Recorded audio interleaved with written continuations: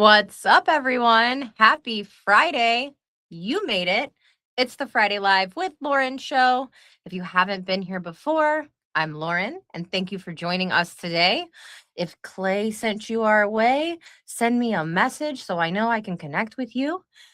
We have a great show today. Clay Gill is coming on. We are going to talk about ADHD and sales. We have 5 great topics. We are going to march right through them today. And I'm stoked that you're here. If you are joining us, let me know. Did LinkedIn tell you that we were live? I don't know because I put everything on Do Not Disturb. So please, please, please be a friend. Share the show if you will. And while I'm bringing Clay out, start telling us in the comments, where are you joining us from? I'd love to know where the show reaches. Sometimes it's really cool. We have an international audience. So tell us where you're joining us from. And without further ado, ladies and gentlemen, Clay Gill. Hey, everybody. How's it going? I'm doing great. How are you? I am so good. It is Friday. I always feel like I'm ready to wind down the weekend, but I'm also just so excited that you're here. And this is just a fun way to wrap up the week. Yeah. Yeah. It's going to be good. Yeah. All right. We got people commenting already. I'm going to bring some of those up. But while I'm bringing those up, will you go ahead and give us a little introduction? Sure. Who is Clay Gill? Who is Clay Gill? How proverbial do you want me to get here? No. So I'm a coach for minds of all kinds, especially neurodivergent ones. Where I specialize in is helping people get back their mental energy, get back their mental clarity. I created a framework called the Power Framework to help people do just that. Actually created a free assessment that you could take on my website. I'm sure we'll get into that more later. But yeah, I have been coaching in some form or fashion for the past 15 years. Started out in the fitness and nutrition space. And then once I fell into the mindset coaching space about 8 years ago, I just haven't looked back since. So that's what I do. Love it. And yes, we will definitely get your website posted. Go take the free assessment, y'all. Clay is incredible. I've had a great relationship with Clay since I met him on LinkedIn years ago now. Hard to believe how long it's been. Yeah. I know, right? It's so crazy when I think back. It's like, it doesn't feel like it's been that long, but it's been a long time. Y'all, if you're not already, I'm going to ask you one more favor. Please go follow my YouTube page. I'm dropping a little QR code up there. I know everybody's like yelling at me that I should go like actually pay attention to my YouTube page. I really don't, if I'm being frank with you. But please go follow my YouTube page. Give me a follow or two over there. I don't have nearly as many follows on that page as I do on LinkedIn, but I'm getting more and more people joining from YouTube. So please, please, please be a friend and go follow along. Oh, send your YouTube link. There we go. LinkedIn is a bit glitchy. I just had it up there, Leslie. Hopefully that worked for you. We got Vince in the house. Melissa Houston is here. Christy is here. I've already put up a bunch of comments. We've got some familiar faces and I got some new people that I've never seen before. So thank you for joining. And yeah, we're going to jump into the show because we have 5 important topics. Y'all all know who I am. Y'all all know my opinions. Obviously, I'm going to interject. I'm going to ask Clay some questions, but we're going to get into it. And this is what you came for. So first topic of the day. ADHD in sales. More common than a lot of people think, right? A lot more common. Yeah. So I was actually looking at the updated stats because the stats that I had were from probably 2 years ago or so, but I was actually looking at them just now and these are from Medic. So, they're legit, right? But they approximate, okay. So we don't obviously know. They approximate that the number of people in sales who have ADHD could be as high as 30%. And those are diagnosed salespeople. We're not talking about undiagnosed. We're not talking about self-identified. We're talking about diagnosed. And it all makes sense whenever you think about the environment and how it's full of novelty and how it's full of challenge, which we'll get into some of the motivation factors on some of the other topics that we're going to dive into. But yeah, it's way more common. The majority of the last decade of the time that I spent in the startup world was working very closely with sales teams, account management teams, customer success, pretty much anything within the GTM realm. And Lauren and I were actually joking about this while we were talking about the topics for the show. But I always wanted to be like, do you know? But you can't be that guy. You got to let people discover their own path. But let's just say it's a lot more prevalent in the sales world than a lot of people maybe recognize. It really is. I think like sales is kind of the magnet for an ADHD brain, right? It's fast paced, there's high Mm-hmm. stimulus, there's a Yep. lot of variety, which is something that ADHD people love that I've learned. Mm-hmm. And typically it's like the stuff that got you in trouble in school will make you like really good in sales, right? You're really talkative, you're restless, you're impulsive. That shifts into like charisma and persistence and risk tolerance. So I think that there's like some really good things that come from this. I Mm-hmm. think people think ADHD and it's like negative. Like, no, Mm-hmm. no. Yeah. It actually makes you more desirable as a seller, in my opinion. What do you think? I would say yes and no. And Okay. and and here's the reason why. And this is large to the kind of message that I like to promote, right? Is that there's a holistic experience with ADHD that's just like any other human experience, right? And the problem with the way that ADHD is often framed in like a clinical or medical setting is that it is largely deficit based. Okay. And so what tends to end up happening with any type of role, but I could see how it would definitely carry over into the sales world, is that it because people are tired of hearing that there's something wrong with them, something broken about them, this like they swing to the other end, right? And they just like really focus on those strengths. And it's like, yes, like know your strengths, be strengths based. That's going to take you a lot farther than focusing, but overemphasizing on any area can lead to some really tricky spots, right? Because like there are common things within the ADHD experience that can make sales a very big struggle area. And so if we overemphasize, like, yes, the variety and the talkative piece and the great at building relationships and getting a fast launch or getting a fast yes, like those things can make really great salespeople. But then if you ignore the more challenging parts, such as RSD, rejection sensitive dysphoria, which we can talk about if you want, or the time blindness factors, or the lack of motivation if a prospect or a sale is not interesting. Like if you negate those things, then you are essentially almost setting somebody up for failure, because they need to know both sides, right? They need to have that holistic view so that way they can know what are their unique weaknesses, what are their unique strengths, and how does ADHD play into all that, and how can it be managed, and how can it be brought out whenever it needs to, and how can it be strengthened? How can those weaknesses be strengthened, or at least just understood to the point of recognizing when they start to pop up? Yeah.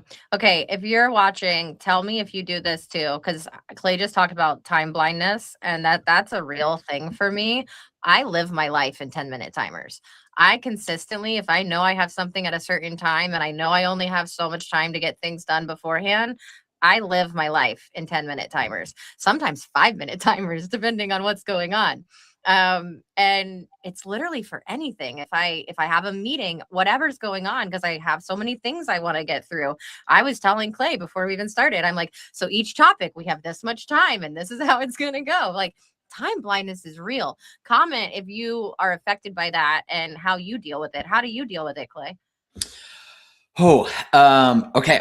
So this is going to get really interesting, okay? Because I am also of the mindset that not every ADHD experience is the same. And especially like if you've got co-occurring, like if you have multiple neurotypes essentially, right? So like I am I don't have just ADHD. I'm also autistic. So I'm what's commonly known as ADHD. So there are times that I struggle with time blindness, but I would say it's very, very few, because one of my autistic hyper focus or special interest areas is actually time. So like I'm very time aware. Like I know I'm one of those people that it's like, okay, I have a doctor's appointment at 3 o'clock. That means that I need to get in the shower by 2:15 so that I'm out of the shower by this time, that time, which means that I need to eat. So it's like I reverse engineer things based on the time. And I feel like that's my preventative measure against time blindness. Now, the times whenever time blindness do happen, and this is, tell me if this is what you experienced, Lauren. It's generally because I'm wrapped up in something that I'm really, really enjoying, or that I'm just like hyper focusing on. So that's whenever the time blindness can creep in, right? 100%. But even then, just because of the way that my autism presents itself, is like, even if I'm hyper focused on something, I'm like checking the clock almost every couple of minutes, and that's just how my wiring works. So it definitely works the same way with me. I mean, I am always, I don't want to say hyper aware because I do have to set my timers and keep myself on track. But if I get really into something, I will completely miss whatever I had going on because I'm just so wrapped up in it. We got some good comments. Nathaniel says sales cures my ADHD. If I know I have a big sale to land or get my focus and hustle is next level. So I think that's interesting. Leslie says that her neuro friends are her most brilliant friends, which I love. And then she made this comment, which I think is important. General education began this, I think it's stigma, by focusing on the average performing child, super performers, and then all the rest. That's all the rest. Like that's everybody else. That's what we're talking about right now. So thanks, Leslie. That's so important. And then Nathaniel follows up with, when I land the sale, it kicks in and I get distracted until the next big one. Like now, I should be writing up. Nathaniel, go write your sales orders. You can watch the replay. I want you to watch live, but go do the work. We're gonna support you through it. Go do the work. Come back for the replay. This is my sister Kelly. I told Clay she was gonna come watch. She said she's so Kelly. good at this. Thanks for tuning in, Kelly. My mom is in the audience too. Hi, Mom. And happy Friday. Yes, happy Friday. Gregory Liverpool is here. He is from Canada. I am obsessed with Gregory. He leaves the best comments. Thank you, Gregory. We do have somebody else who has the timers, 15 minutes. I don't know. 15 just feels like a weird number for me personally. I could do 5 or 10. 15 is like too much for me. I need a shorter block. And I don't know who you are. This is your settings. It's not mine, I promise. But send me a comment and say who you are, because I want to be like, hey, but I don't know your name to say hey back. Gregory does an hour time block.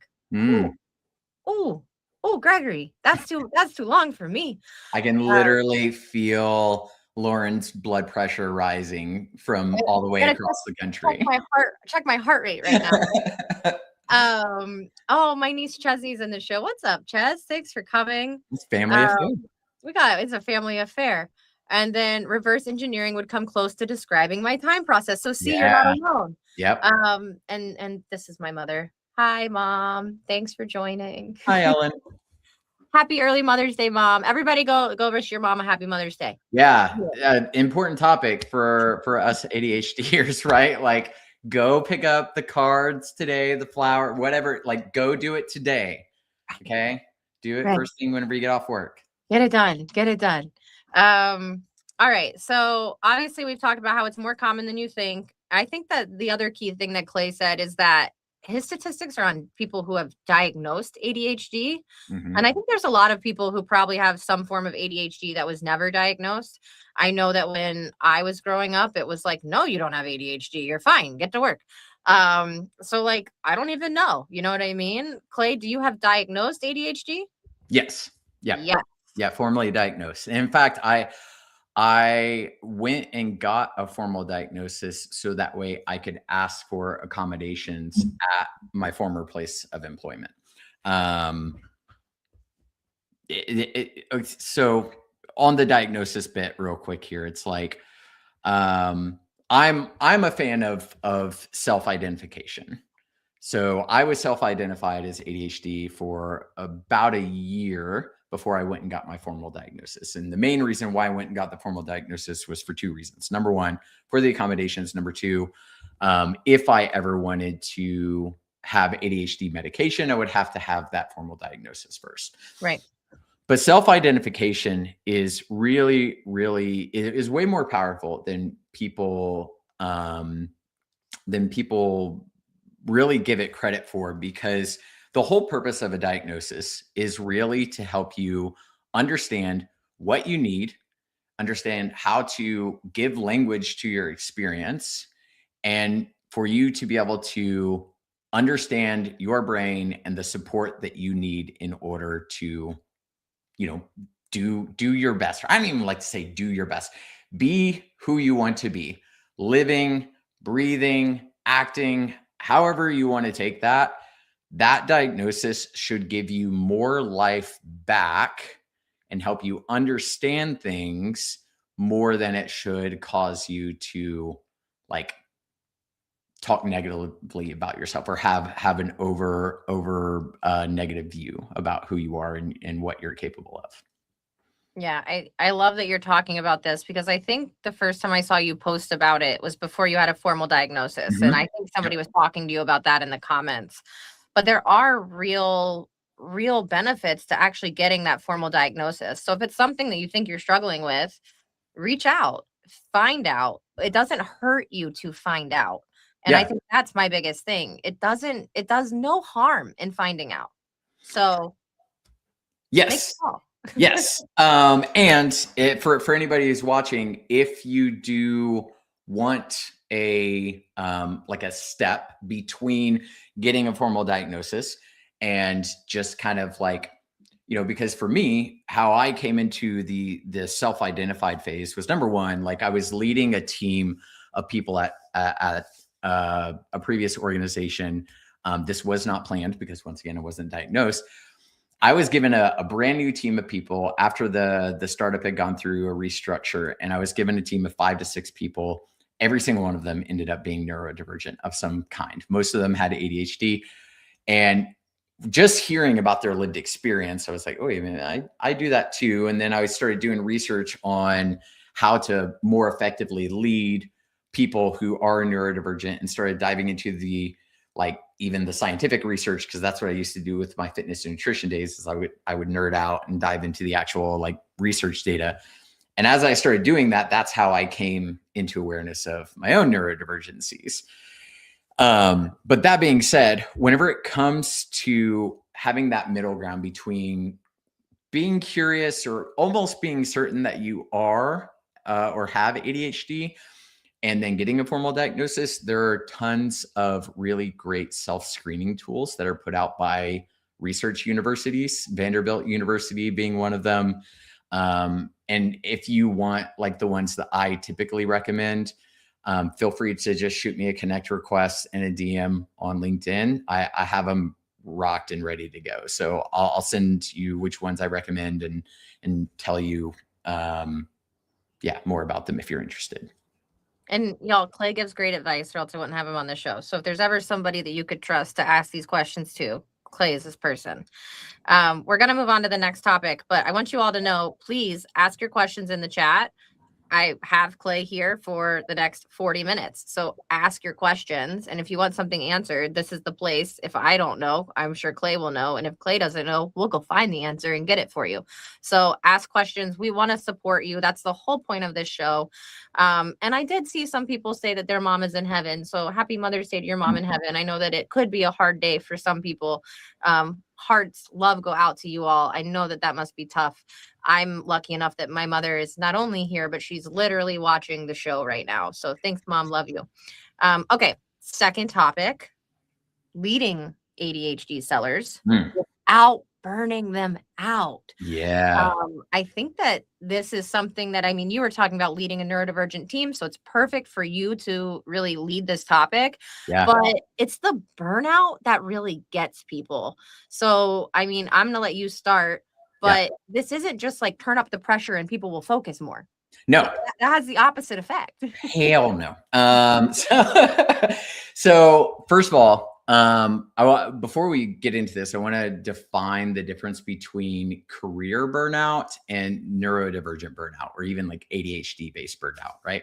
So like anybody can experience career burnout, ADHD or non-ADHD. And career burnout is simply like just being like overtaxed by work. That might be the start of, as it has been in my past, like that might be the spark to the coil, right? That then blows up the dynamite in terms of neurodivergent burnout or ADHD based burnout. But ADHD based burnout is way more in the sense that it does not affect only work or does not only come from work. A really great way to kind of test this theory is if anybody has ever taken a long extended break from work or even unfortunately gotten laid off from work and they're still experiencing that burnout, and it's a mix of cognitive things, sensory based things. There's like physical things going on inside of your body. Like if it encompasses all of your life and it feels like this odd mix of anxiety, depression, executive dysfunction, all of that, that's what ADHD burnout feels like. It's not just I can't get done what I need to get done at work, so therefore like I feel really anxious. It's like way more encompassing than that. But whenever it comes to leading neurodivergent, they could be in sales or it could just be, I'm just going to say neurodivergence in general at work without burning them out. So number one, the biggest thing is like, you have to create the right environment. You have to create the right culture. And that doesn't have to be organization-wide culture. I know so many managers have been able to do such great things for their teams simply because they had neurodivergence on their teams and they're like, okay, this isn't the company policy, but this is what I'm going to do on my team. This is how I'm going to operate my team because I have neurodivergence on my team. And then that can then spread over to other teams and other managers can learn from that. And then it could be almost like this bottoms up approach to things actually shifting in a great way for the organization. So the environment matters a lot. So what within the environment helps neurodivergence feel psychologically safe? Because that's ultimately what's going to help prevent burnout. So I actually created a proprietary framework for psychological safety and neurodivergence, and I call it the PACE framework, PACE. It's an acronym, okay? So if somebody has predictability, authenticity, connection, and exploration, those things are going to lead to a really great environment. That's what's going to create a really psychologically safe space. So being able to know, and it doesn't have to, by the way, all of those elements, they don't have to be at 100%, right? It's just that they have to be more true than not, more often than not, right? So being able to give somebody the clarity they're looking for, details, documentation, all of that stuff is going to create predictability, right? And since we're talking about sales, it's like, predictability within pipeline, predictability within prospects. Like think about the ways that you can bring in more predictability for your team members or help them create their own predictability.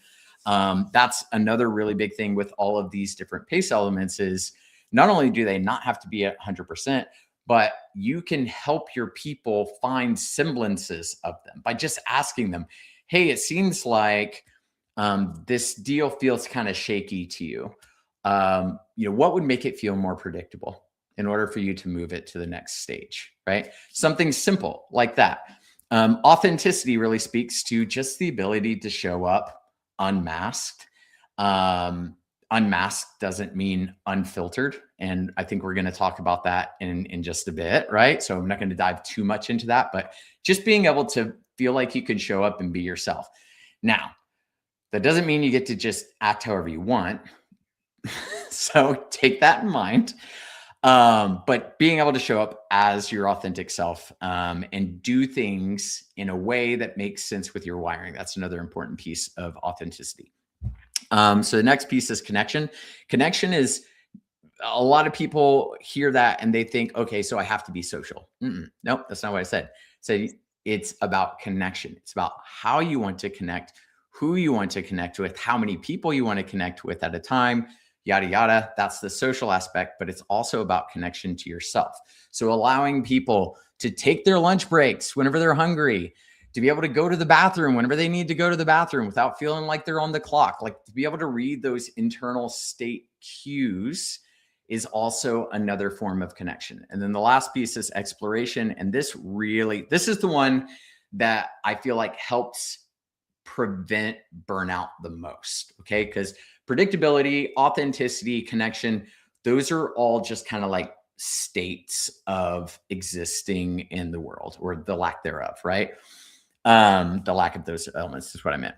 Whenever it comes to exploration, it is a much more intentional choice to dive into exploration. And what I mean by exploration is the ability to get into a learning mindset, to get curious, to be able to align with your passions, your hobbies, your interests, like things that exist outside of work, things that exist within your family, like the things that give you energy back that you can explore and get curious about, but it can also exist within processes. So documentation process, let's say you have somebody on your team that's just like not vibing with the Salesforce flow.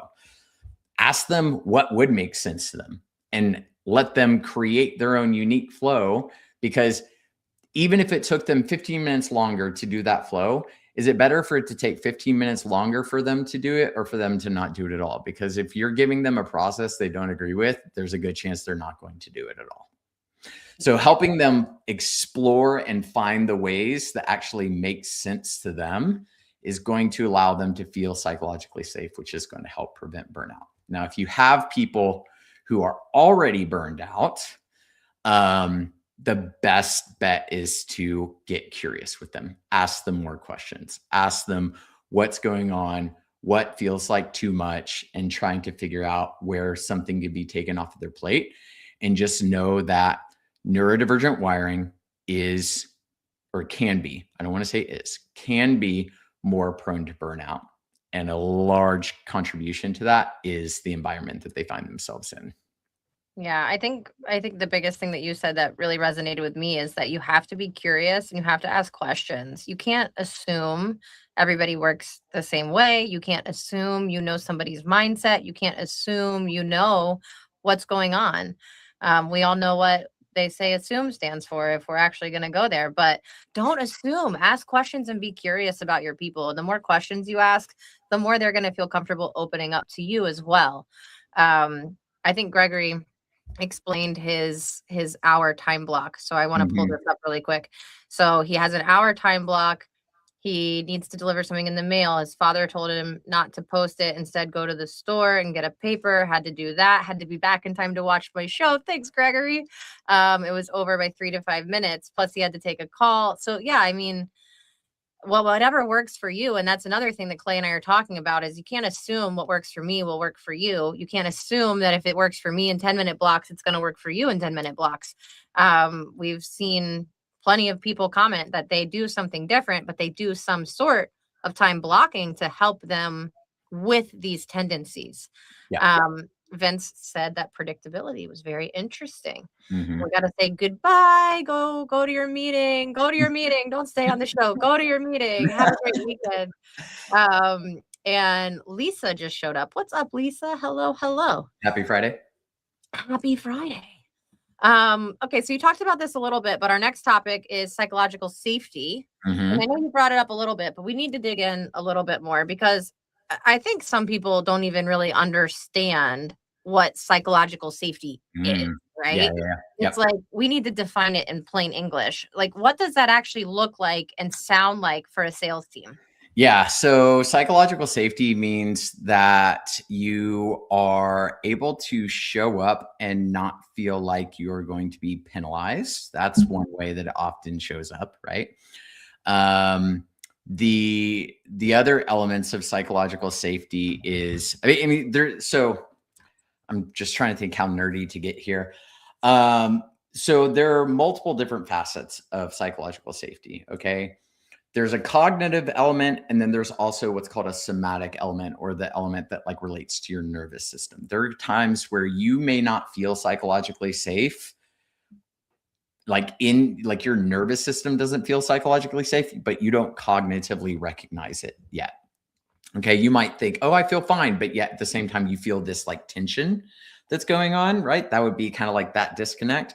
And there's even a I don't like to use the word condition, but there's something that a lot of neurodivergents and even ADHDers experience called alexithymia that can actually create that mismatch between the internal world and your cognitive world or your thinking world. And alexithymia is essentially just it feels like there's a blocker between what's going on in your brain and what's going on in your body or your nervous system, right? So that's why you might be able to like push through a really, really busy day and you're in almost like a high energetic mood. And then all of a sudden you crash hard. And it's because like your nervous system wasn't reading that energy as, wasn't reading it as excitement. It was reading it as stress, right? Or you were interpreting the stress, the buzzy feeling as excitement.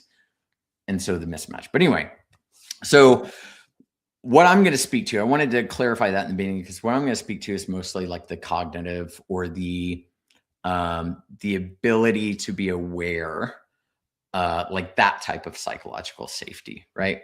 So not only should somebody feel like they can show up and not be penalized, if you want to take psychological safety to the next level, you can let somebody know that even though there might be expectations for a role, that if there is a mistake made, that there's always going to be an option to move it forward, right? Or there can always be a learning lesson from it. And that there is going to be support there, right? There's going to be support there. There's going to be understanding. What you said, Lauren, of like digging in with curiosity on the other side of like getting curious proactively is great. But I would say what's even more important is the ability for leaders to stay curious whenever mistakes are made. That's whenever I've seen curiosity go out the window, right? Somebody makes a mistake, somebody loses a deal, customer churns. Instead of and whenever I say get curious, I don't mean like go up to your salesperson and ask like what the hell happened, because that's not the type of curiosity we're talking about here. But it's like it's okay to state the facts if there was a mistake made, but like trying to understand where they were coming from, right?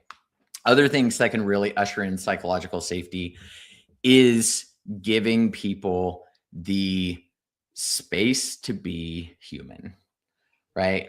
Is just like have the expectation, the realistic expectation that they are not machines, that they are going to fail, that they are going to make mistakes, right? While at the same time, like cheering them on to move past it, right? And if you as a leader are not prepared to do that, then I be as bold to say that you need to outsource that. You need to hire your people a coach. You need to make sure that they're using their EAP plan at work or whatever other like benefits they have to actually get access to somebody who can help them process through that mistake, right? The other things that can help people, ADHDers, feel psychologically safe at work is let them put in accommodations, okay? If they have an accommodations request, it is literally the law for somebody at the company to hear that accommodations request out. And if they deny the request, they have to give plausible reason as to why they denied that accommodations request. So if you want to be just like their favorite manager straight from the get-go, from the first day that they're hired, you let them know whether you know if they're ADHD or not. But since we said the 30% stat, like if you're a sales leader, sales manager, like just go ahead and like state this plainly out loud from the get-go. Make sure they know the accommodations route at your company, right? And a lot of times that accommodations route, it's not like they're going to be asking for anything big. They might ask for like a stand-up desk. They might ask for certain software to use. It's rarely ever going to be something that costs like thousands of dollars, right? Yeah, that's all I can think of right now because I already touched on it with the PACE framework and everything. That's good. We have a question. You ready for a question? Yeah. Okay, so David says, how do we shift the societal stigma around neurodiversity and disability to have a more inclusive society? David, welcome to the problem that we've been trying to solve for the last 40 years. But being real though, like it's okay. So my honest take on it is that there is multiple factors into why those stigmas still exist. And I would say it largely has to do with the generations that currently exist. Okay. So, the majority of the older generations had this viewpoint that was told to them growing up, right? That like you just mental health is not something that you talk about out loud, right? And like if you're neurodivergent, no, you're not. Like there's just a lot of like fake it till you make it, like and if they're still walking around with that sort of mentality or that sort of presentation, then like we can't really I mean, we can, but I don't think it's ultimately helpful to blame them for having that because that's what was told to them, right? So they are as much of a victim of the system as these like unhelpful stereotypes that still persist and everything. Because if they don't know that then they don't know. Where it becomes problematic, however, is that the amount of awareness, the amount of education, the amount of resources that exist nowadays, make it where it's almost like you have to be willfully ignorant to not be able to know more. So to answer your actual question, because I realized I just kind of like talked in circles there. To answer your actual question, I think it's going to be just like every other social justice issue, and people are going to have to sit down with somebody who has ADHD or any other neurodivergency, and they're going to have to hear directly from that person what their life experience has been like. What are the challenges that they face?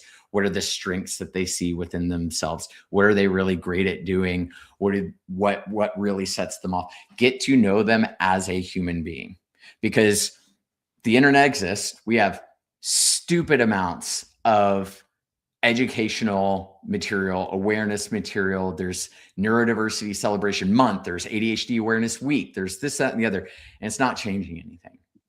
Okay.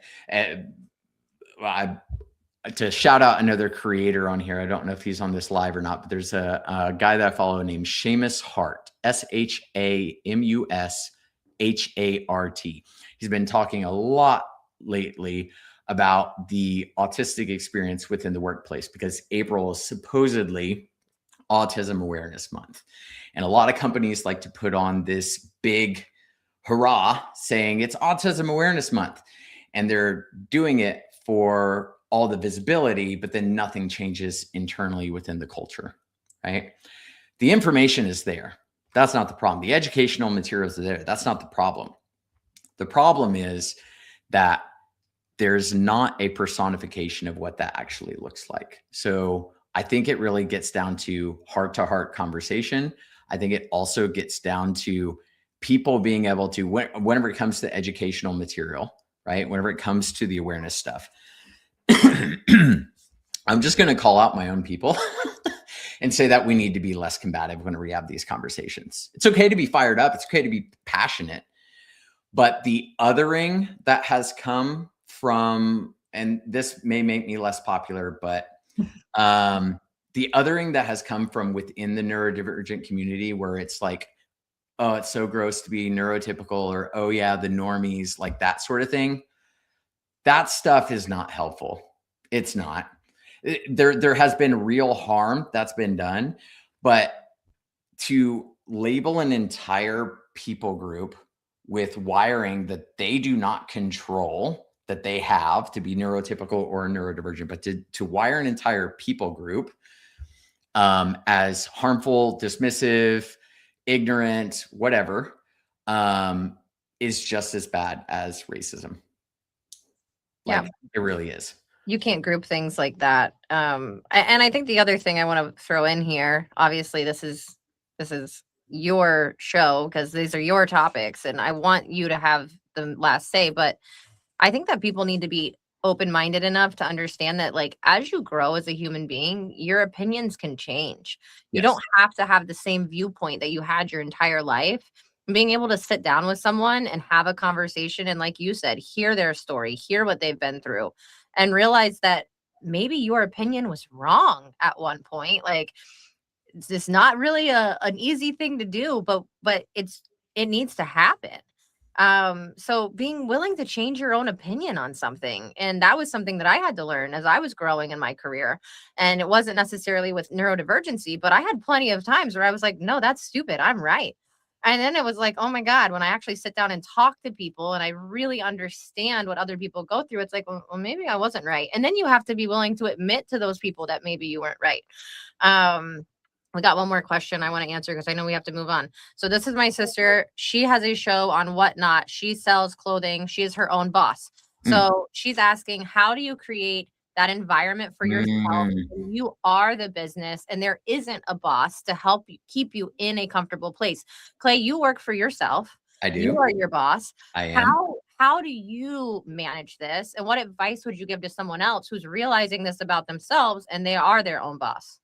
So I'm going to say this, and I recognize that this statement does come from a place of privilege. Okay, I have a coach.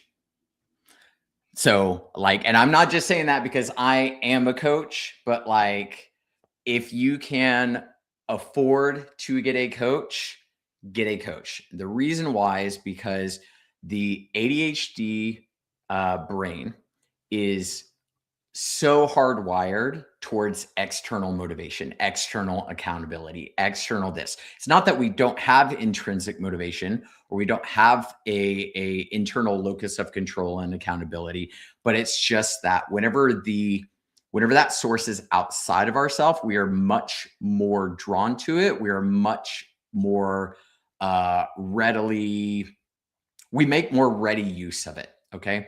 Let's say you can't afford a coach. What then? Create some sort of system that works well with your brain. Okay. For ADHDers, it's more challenging to do than maybe somebody who has like autism within their neurotype. So for autistics, like routine is very important to us. Structure, routine is often very important to us. For ADHDers, novelty is often very important to us. So what's your sister's name, Lauren? Kelly. Kelly. Okay, so Kelly, I have some homework for you. Okay. Go look up the pinch framework, PINCH. And if you want a really great explanation of it, go to the Neurodivergent Insights blog by Dr. Megan Anna Neff, Neff. Go check that out. This is something that I use a lot within my own coaching practice. The pinch framework for ADHD motivation. Okay. Pinch it's another acronym. It's the top 5 motivating factors for anybody with ADHD wiring. So it's purpose/passion, can also be play, interest, novelty, challenge, and hurry, aka urgency, deadlines, timelines, that sort of thing. If you can build a system or figure out how to deploy those motivational factors within your environment, then you can start to figure out how to get out of that unstuck moment. Now, whenever it comes to the psychological safety bit that we were talking about, right? That comes back to those PACE elements I was talking about. Figuring out how to create some sort of predictability for yourself, figuring out how to show up authentically. And I know you might be thinking, well, I work for myself. Like I always show up authentically, but it's like, but if you're working with other people, like if your job is to connect with other people, like how authentically are you showing up? So there's a whole mix that goes in there. Connection, talked about that a little bit, but it's like who you're connecting with. Do you actually enjoy that connection? How do you want the connection to unfold? Are you reading your own internal state? And then exploration. For somebody like you and me who's running our own business, I will say, kind of going back to what I said when it comes to preventing burnout, one of the best things that you can do for your business is not always work on your business, is to find the things outside of your business that you love to just explore in, and like set time on your calendar every week to do like an hour to 2 hours of just like you're diving in. And I don't mean like doom scrolling through social media or anything like that. It's not exploration. I'm talking about like whatever your passion is, your interest. Like if you have a hobby, if you just want to go outside and go for a walk or go for a hike or a bike ride or something like that, something that gives you your energy back. That can be a kickstart for the whole thing, just feeling a bit lighter. And then you start to dive in and figure out like what works best for you. That's what I would say. Thank you so much. I love when we give really good answers to questions. And Kelly, I hope that helps you. Go connect with Clay on LinkedIn. Yes, please do. Okay, next topic. We might not get through all 5. We might only get through 4. Masking at work. So you brought up masking a little bit earlier. I know you and I have chatted about this, but sometimes there is a cost of holding it all together, right? Yep. What does this look like? I know I almost had the topic to mask or to unmask. But I want you to dive in. What does this look like for people, and how are they maybe not even realizing that they're masking at work? Yeah. So to start off with the realization piece, okay, there is a distinction I think that's important to make between masking and performing. Oftentimes, masking is subconscious. Okay, it's behaviors or guardrails that pop up, or even like chameleon-like behavior where you're mimicking somebody else's language or behavior or whatever. It's a lot of times it's subconscious, and it's because that's how you learned to kind of like survive the world being different. So it pops up without you even realizing it. And then you might realize it halfway through and you're like, oh gosh, what am I doing? Or you might realize it after a social interaction or a conversation or a meeting's over and you're like, where did that come from? Like, that wasn't me. So versus performing, which is you kind of like scripting ahead of time. Okay, I'm meeting with Lauren. I'm going on her show. I need to look super professional. So I shouldn't say hell and I shouldn't say damn. And like, you know what I mean? So it's like you're thinking about it ahead of time. And like, I want to show up as this person. I don't want to show up as that. That's performing. Okay. So oftentimes the cost of masking, and to like remove shame off of that term too, I just want to say like, it's an adaptation, right? That subconscious masking is an adaptation. It's how you learn to work through the world. And then the performance piece, also an adaptation. It's also how you learn to work in the world. And so to kind of go back to your original topic just for a second, like unmasking doesn't have to be this thing that what I mentioned earlier, where it's just like you're just showing up completely unfiltered. You basically like become a jerk and you're just like, I'm just going to do whatever I want.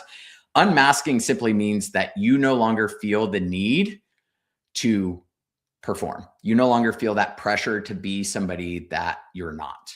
Doesn't mean that there won't be times that you don't like, there will still be times that you filter yourself, and that's okay, because filtering actually provides psychological safety as well. That's a hot take right there. Masking actually has psychological safety benefits, or I won't say masking does, sorry, filtering does.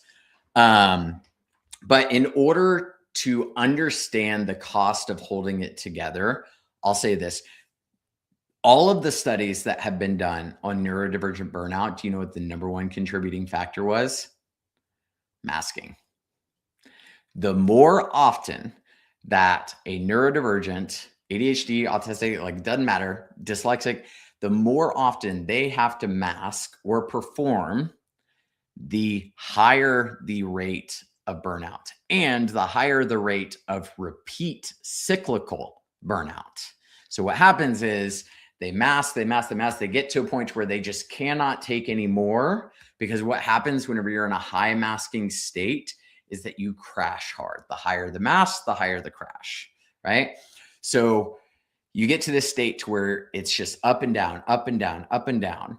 Guess what? That becomes a pattern that your nervous system learns.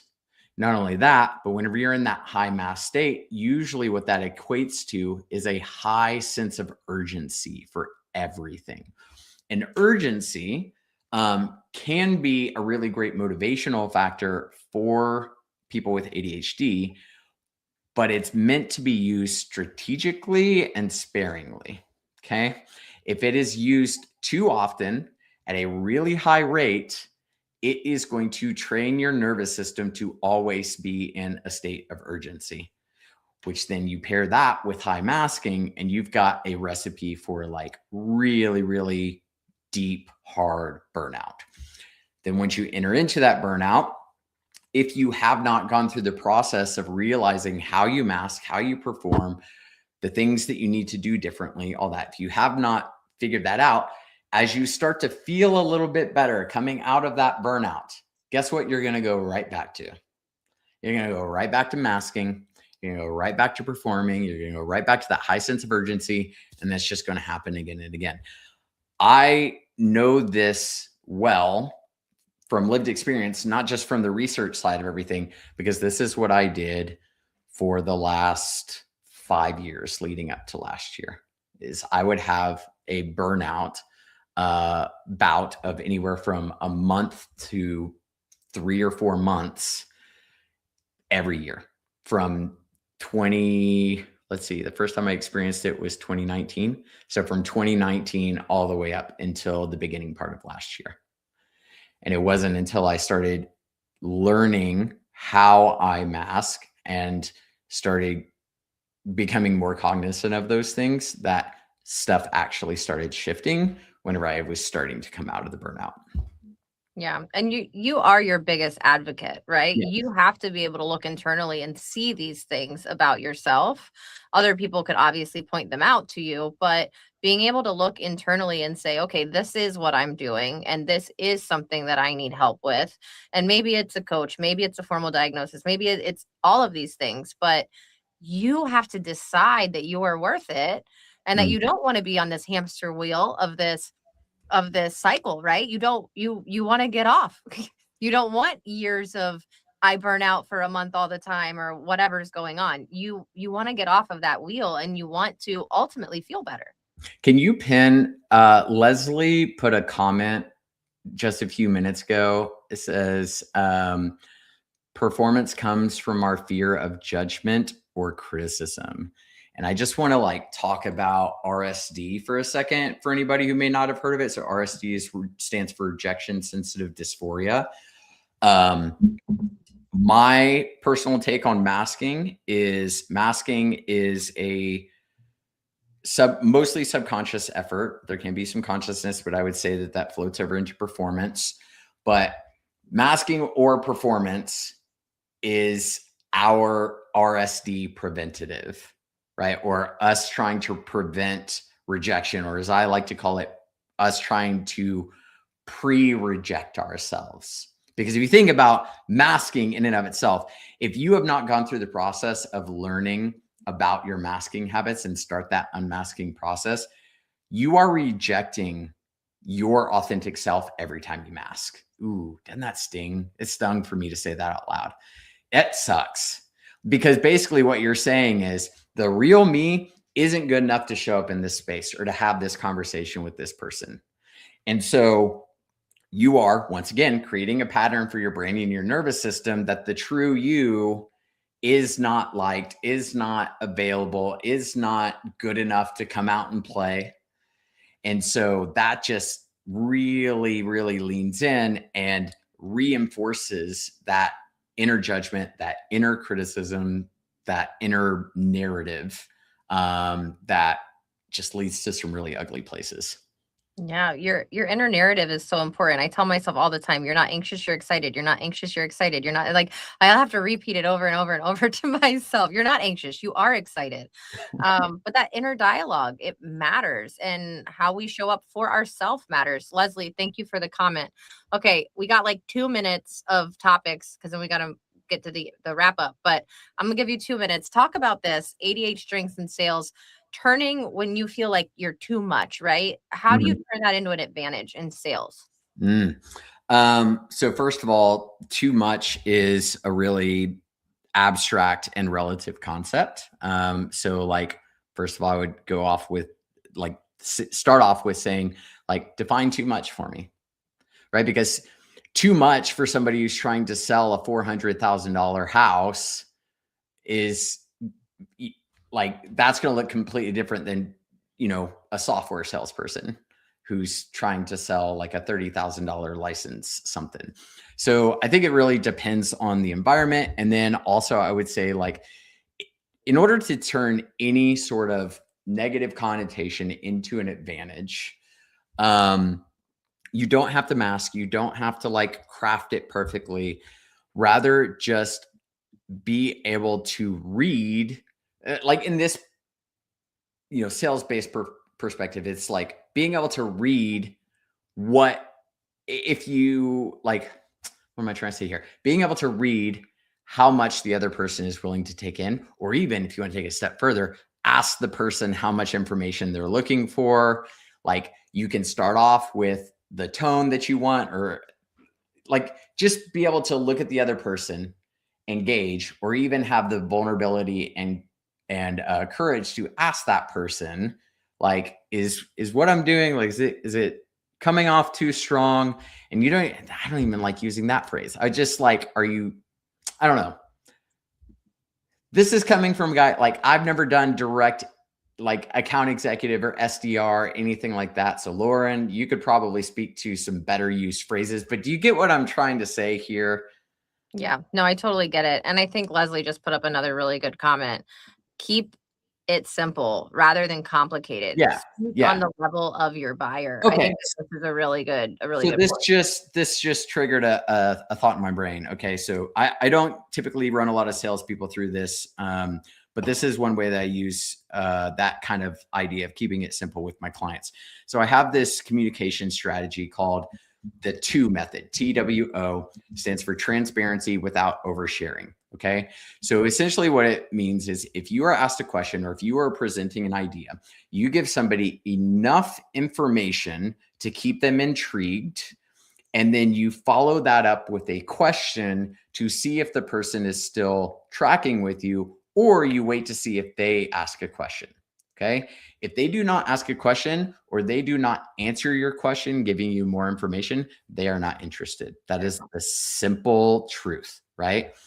If they ask the question first, they are very interested. And that's how you can then let the next chunk enter into the picture. And so you are taking the same amount of information that you would have just like opened the floodgates at first and let all out, and you're releasing it in waves. It also makes the other person feel more engaged and a part of the conversation. Yes, being engaged and part of the conversation is important. If you are here today, I hope that you felt engaged and that you felt like you were part of the conversation.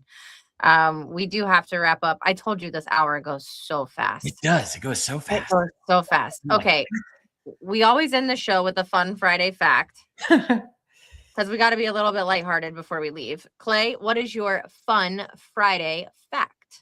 yes. So, if you ever wanted to know where the history of flipping someone the bird comes from, it actually came from the 100-Year War between the English and the French. So longbowsmen would use their middle finger to fire off their bow. Okay, so whenever the longbowsman would get captured, guess which finger would get cut off? So yeah. So that would get cut off. So if the longbowsmen were allowed or not allowed, if they were able to escape from prison or escape away from the enemy, they started holding up their favorite finger. in order to taunt the enemy and say, haha, I got away. And then that evolved into other meanings. I love that. That might be one of my favorite Fun Friday facts of all time. History That nerd. is History fun. nerd. I love it.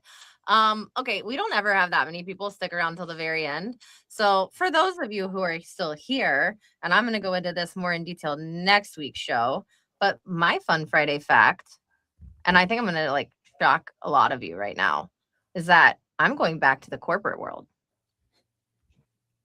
I will not be my own boss for much longer. I'm going to have a boss and I'm going back to the corporate world. So haven't announced it, haven't told it to many people yet, but super excited. I definitely already told Clay. Clay knows.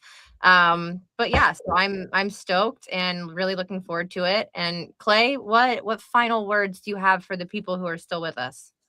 Final words. One of the best things that you can do in life is get to know your own brain. It provides you endless adventures. We know more facts about the moon than we do about the human psyche.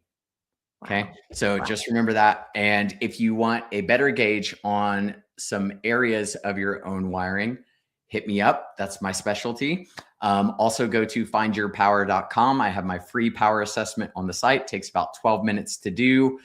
There's videos that will help explain the scores. There's more information that you can dive into. But otherwise, if we don't know each other, I'd love to chat with you. My DMs are always open. So shoot me a connect request, shoot me a DM. I'm here to talk. I'm on LinkedIn all the time. So just find me. Yes. Find Clay. All right, y'all. This was fun. I hope you have a wonderful weekend. If you are a mom, happy Mother's Day. If you're tuning in for the first time, thanks again for coming. If you come every Friday, you are the realest. We love you. And you know what I always say at the end of the show? If you don't like it, don't come back. Bye.